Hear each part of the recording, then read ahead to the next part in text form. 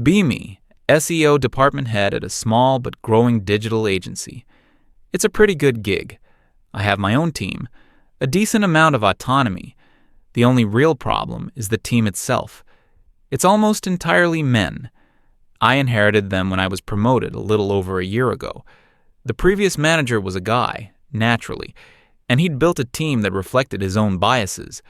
So now it's my job to not only deliver results for our clients, but also to detoxify the workspace. It's like two jobs in one, honestly. Most days, it feels like the second job is the harder one. I remember this one morning meeting, maybe a few months back. It was a Tuesday or a Wednesday. We were discussing a major client, a big e-commerce site whose traffic had plateaued. I was trying to foster a collaborative environment, get some fresh, creative ideas on the table. I asked everyone for their initial thoughts. Silence. Just the sound of someone typing and the hum of the server room down the hall. This was typical. They'd clam up, afraid to speak. I always felt it was a form of passive resistance.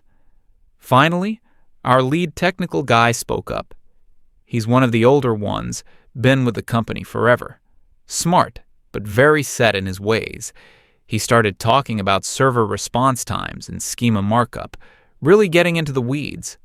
He brought up some data on the screen, pointing at charts and log files. He suggested a complete overhaul of the site's technical backend. His tone was so absolute, so declarative. He said this was the only way to achieve a significant ranking boost. I let him finish his little presentation.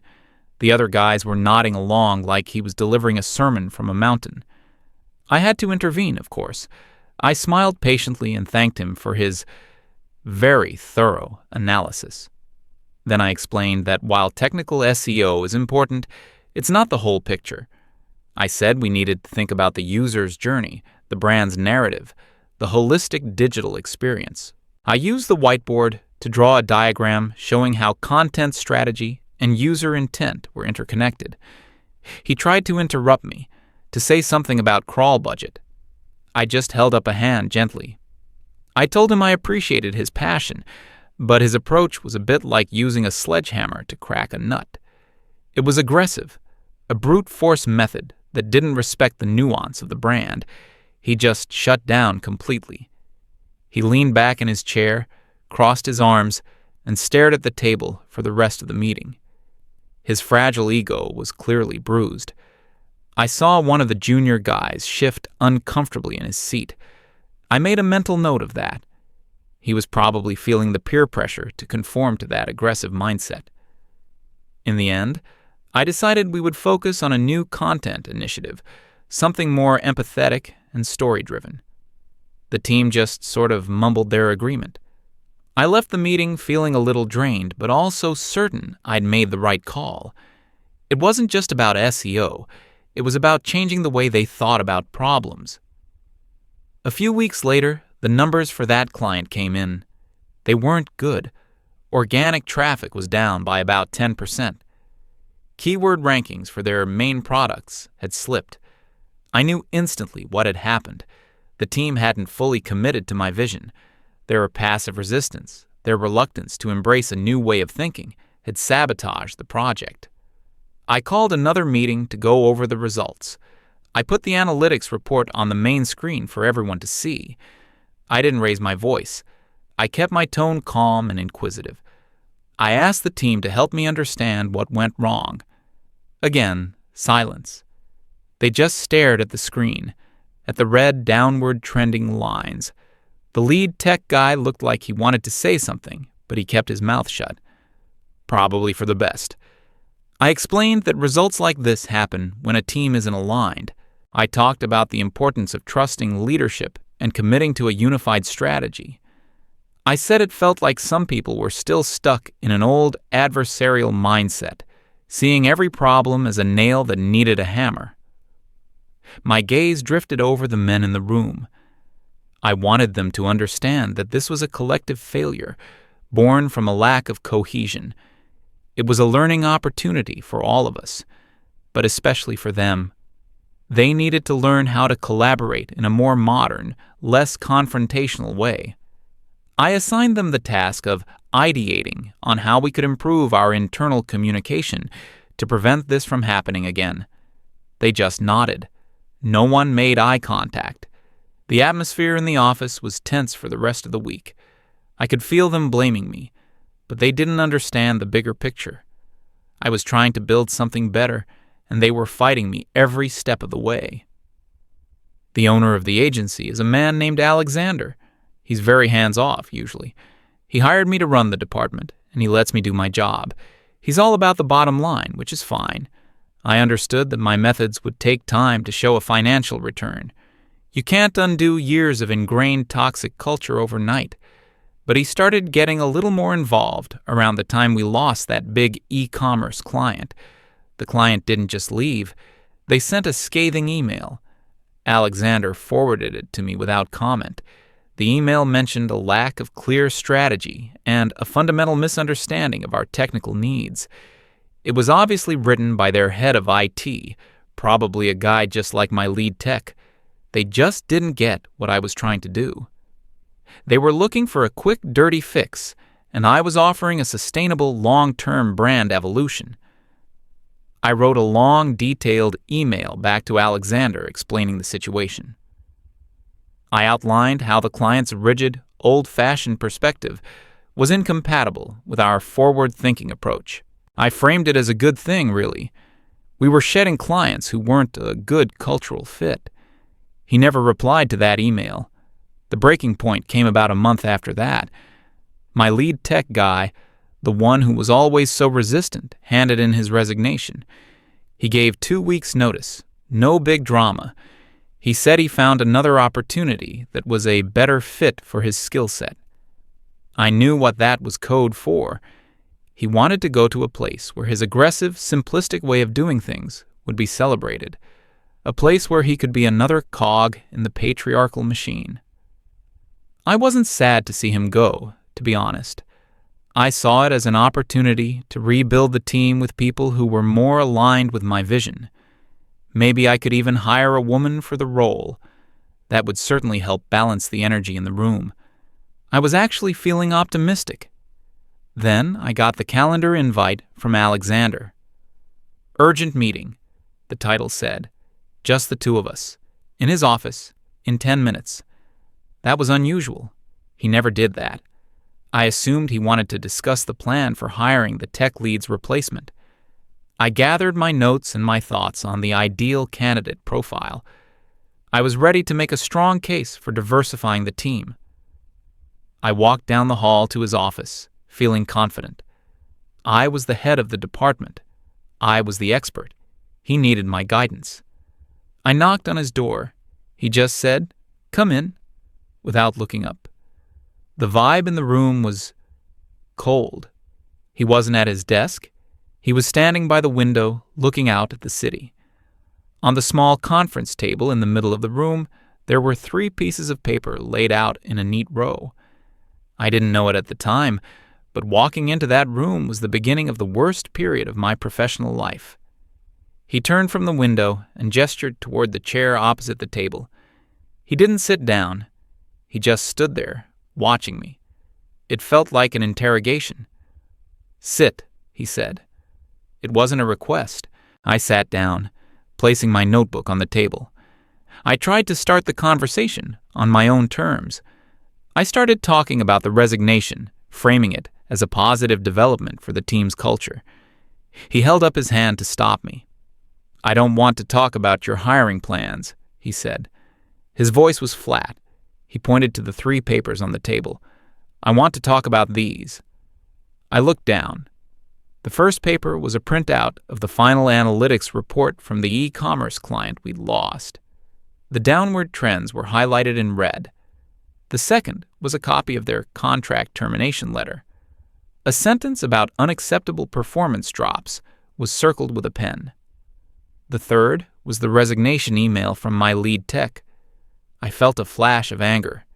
This was a complete ambush. He was taking their side, the side of the men who couldn't handle a strong female leader. I started to explain the context behind each document. I talked about the client's unreasonable expectations, the tech lead's resistance to change. I tried to make him see the larger pattern of male fragility I was dealing with every single day. He let me talk for about 5 minutes. He didn't interrupt. He just stood there with his arms crossed, his expression unreadable.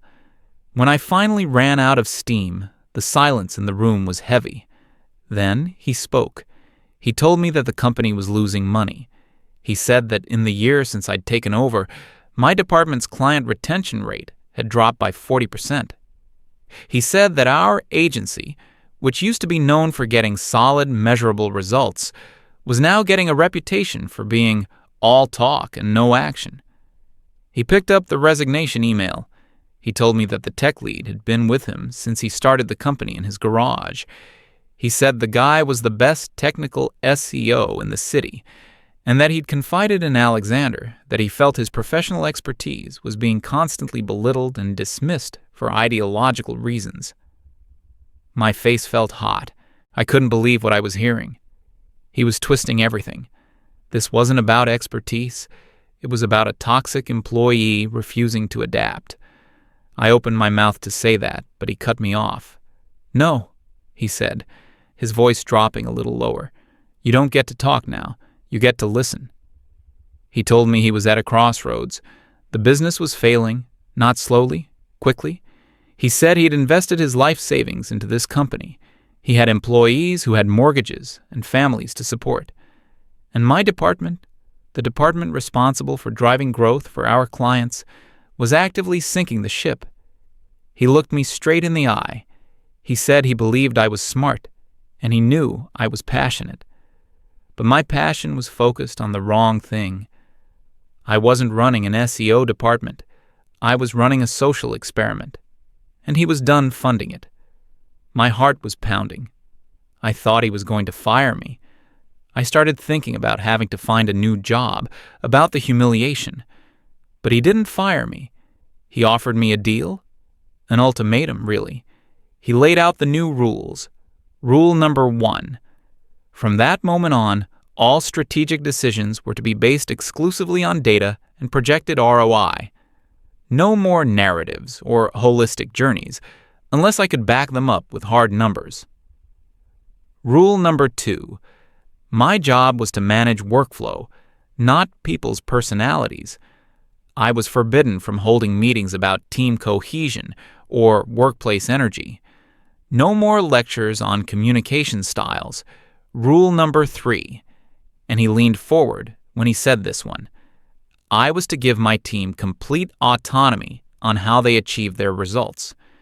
If a team member proposed a technical solution and it was sound, I had to approve it. No more overriding their expertise with my vision. He said, your job is to clear roadblocks, not to be won. I was speechless. He was stripping me of all my authority. He wanted me to be a glorified project manager. He was essentially telling me to stand back and let the men run things their way. I felt sick. It was a complete betrayal. I asked him what would happen if I refused. He just pointed at the door. He said he'd accept my resignation, and then he would promote one of the juniors to acting team lead and hope he could salvage what was left. He was serious. My entire career, my entire belief system, was being challenged in the coldest, most corporate way imaginable. I felt a wave of despair wash over me. I had no choice. I had bills to pay. I couldn't afford to be unemployed. I looked at him, at the hard, determined look on his face. I felt so alone. I just nodded my head, unable to speak. I whispered, "Okay." He seemed to relax, just a little. He told me this was my one and only chance. He said, "Let's see what happens when you just let your experts do their jobs." I walked out of his office feeling completely numb. I went back to my desk and just sat there, staring at my screen. I was furious. I was humiliated. And I was also completely certain of one thing. This was going to be an absolute disaster. And when it all came crashing down, I wouldn't be the one taking the blame. He had made his choice. He had sided with the patriarchy. Now he would have to live with the consequences. The next morning was one of the strangest of my life. I walked into the office feeling like a ghost. The team was already there, heads down, working. They didn't know about my meeting with Alexander. They just knew their tech lead was leaving at the end of the week. The atmosphere was subdued, tense. We had our regular Monday morning project kickoff meeting scheduled. Usually, this was my stage. I would set the tone for the week, outline my strategic priorities, and delegate tasks based on my vision. This time, I had no idea what to do. I walked into the conference room and took my usual spot at the head of the table. They all looked at me, waiting. I took a deep breath. "Okay," I said, my voice sounding hollow, even to me. "Let's go over the active projects. What are the immediate priorities?" I didn't offer any high-level strategy. I just asked a question. The junior guy, the one who always seemed the most intimidated, spoke up first. He mentioned a client whose site speed was abysmal, causing their bounce rate to skyrocket. He timidly suggested that we could implement some of the technical fixes the departing tech lead had been advocating for months. He looked at me, expecting to be shut down. I felt a muscle in my jaw clench. This was my first test. Alexander's words were ringing in my ears. "Your job is to clear roadblocks." I just wanted to argue. I wanted to explain how site speed was only one piece of a much larger user experience puzzle. But I couldn't. I just nodded. "Okay, makes sense. Put a plan together and run with it." The look of surprise on his face was almost comical. He just blinked. "Really? Just like that?" "Yes," I said, forcing a neutral expression. "Just like that." Then another team member brought up a different client. He had a complex, data-driven plan for link building that involved a lot of technical outreach and analysis. It was the kind of dry, impersonal strategy I hated.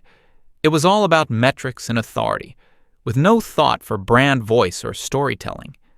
Old me would have vetoed it instantly. New me just said, "Sounds logical, go for it." And so it went for the entire meeting. They would propose a straightforward, data-backed, technical solution.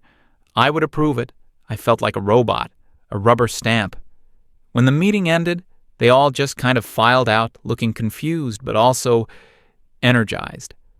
I saw two of them huddled by the whiteboard, already sketching out a technical diagram. I went back to my desk and felt a profound sense of uselessness. They didn't need me. They were perfectly happy executing their little technical tasks. I spent the rest of the week in a fog. I forwarded emails. I approved timesheets. I sat in on client calls and said nothing, letting the team lead the technical discussions. On Friday, we said goodbye to the tech lead. There was no big farewell party. He just packed up his desk, shook a few hands, and left. He didn't even make a point of saying goodbye to me. I felt a petty sense of satisfaction from that. It proved he was the one with the problem, not me. The first few weeks of the new regime were quiet. The team was busy, really busy. The office, which had often been silent with tension, was now filled with the low hum of collaboration. I'd overhear them debating the merits of different coding languages or the best way to structure a sitemap. They were speaking a language I understood, but had always deemed secondary. My role became purely administrative. Alexander didn't speak to me much. He'd just give me a polite nod when we passed in the hallway. I knew he was watching, waiting. I was waiting too, waiting for the whole thing to fall apart.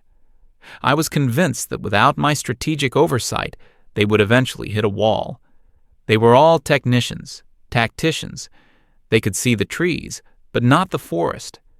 Sooner or later, a client would demand a big-picture creative strategy, and they wouldn't know what to do.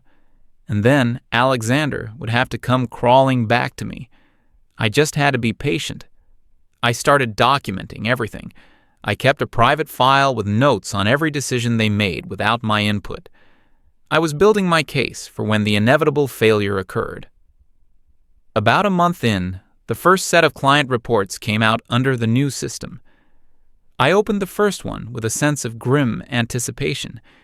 It was for the client whose site speed they had worked on. I looked at the organic traffic chart. It wasn't down, it was up by 15%. Their bounce rate had been cut in half. I stared at the screen, trying to understand. It had to be a fluke, a seasonal spike, maybe. I opened the next report, the one for the client with the technical link building campaign. Their domain authority had increased by 10 points. They were now ranking on the first page for 5 of their most competitive keywords. I went through every single report. It was the same story for every client. Modest gains in some cases, significant jumps in others. But not a single red arrow, not one. It didn't make sense. This was all just technical busywork. It wasn't strategy. It wasn't marketing. It was just plumbing. How could fixing the plumbing lead to such immediate results? I didn't say anything to the team. I just sent out the reports with a one-line email. See attached for this month's performance metrics. I felt a cold knot forming in my stomach. The next month was even more pronounced. The initial gains weren't a fluke. They were the beginning of a trend. The team was on fire. Having been given autonomy, they were now taking initiative. They were running tests, building custom tools, and proactively finding problems to solve without me even having to ask. One afternoon, the junior guy who had been so timid before knocked on the door of my office. He had a huge smile on his face. He showed me his screen. He had built a script that automated a tedious reporting task that used to take hours. Now we can use that time for actual analysis, he said, beaming with pride. I should have been happy. It was an objective improvement, but all I felt was a pang of something ugly. Resentment, maybe. He didn't do that for me. He only did it once I was out of the way. The successes started to pile up. We landed a new client, a big tech startup. They didn't sign with us because of a fancy creative pitch from me.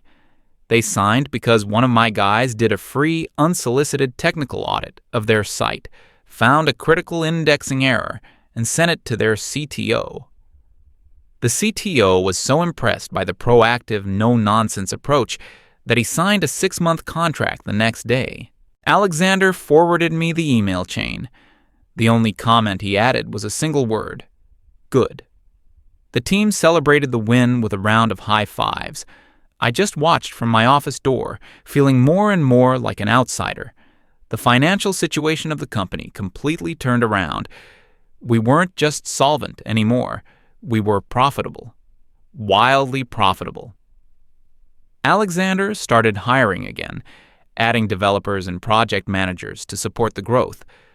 My department, once the company's biggest liability, was now its primary engine of growth, and I had done absolutely nothing to contribute to it. In fact, the data was undeniable. The company's success was in direct inverse proportion to my involvement. The less I did, the better things got. This realization didn't come in a sudden flash. It was a slow, creeping dread that built up over several months. I would sit in meetings and listen to my team discuss complex problems with a level of passion and expertise I had actively tried to suppress. I had mistaken their quiet professionalism for a lack of vision. I had interpreted their focus on data as a lack of creativity. I had seen their methodical approach as aggressive and confrontational. I had diagnosed the disease, but I had gotten the patient wrong. The problem wasn't their toxic masculinity. The problem was me. One evening, I was the last one left in the office. It was late, maybe 8 or 9 p.m. I was just sitting at my desk, staring at the quarterly growth chart Alexander had sent out that afternoon. It looked like a hockey stick, a steep, beautiful upward curve. I pulled up the old reports from the year before, from when I was in full control. The charts were a sea of stagnant lines and gentle downward slopes. I put them side by side on my monitor. On the left, the results of my vision. On the right, the results of my absence. There was no ambiguity. There was no room for interpretation. The numbers didn't care about my theories on workplace dynamics. They didn't care about narratives or empathetic marketing. They were cold, hard, and ruthless. And they were telling me a story I had refused to read for over a year. I had created a hostile work environment. I had punished competence and rewarded silence. I had taken a team of skilled professionals and treated them like misbehaving children who needed to be constantly corrected and lectured. I called them fragile, but I was the one whose ego couldn't handle being challenged. I accused them of being toxic, but I was the one poisoning the well with my ideology. A deep, profound sense of shame washed over me. It was so heavy, it felt like a physical weight on my chest. I thought back to my lead tech guy, the one I had driven away. I had seen him as the villain of my story, the final boss of the patriarchy I had to defeat. But he wasn't a villain. He was just a guy who was good at his job and wanted to be allowed to do it. A guy I had systematically belittled and undermined until he had no choice but to leave. I minimized the screen and just sat there in the dark, quiet office.